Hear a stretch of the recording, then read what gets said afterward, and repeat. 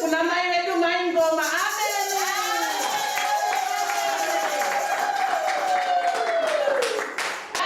Amen. Madzimai. Moyo wangu unzwa kufara masikati anhasi madzimai. Baba wedu akadzoka madzimai.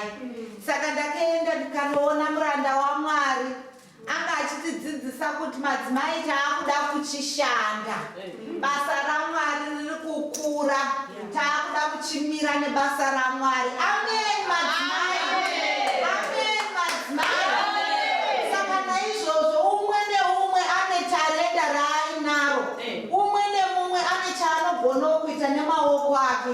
Sandizve uchitengesa madomasi emugadheni mako imomo, kana uchigona murume wako ari Harare akakunzirawo zvekutengesa, zviri kwauri. Asi kuti totishande totengesa tounza mari kuchechi. Zvakanaka kaizvo madzimai. Nekuti basa raMwari riri kukura. Muranda waMwari anga achitaura kuti ari kuona chechi yedu yaane machechi mazhinji. Muranda waMwari ari kutaura kuti ari kuona chechi yedu yaane zvikoro zvakawanda. Muranda waMwari anga achitaura kuti ari kuona chechi yedu yaamhiri kwemakungwa.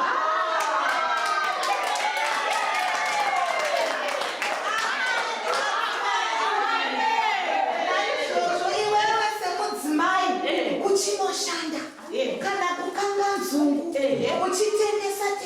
uchitengesa kana mari yauya wounzazve kuimba yaMwari kwakuchiti Mwari oi chibatsiranai nemuranda wenyu mubasa.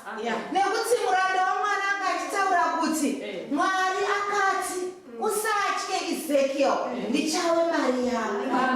Usatye Ezekiel, ndichawe mari yako.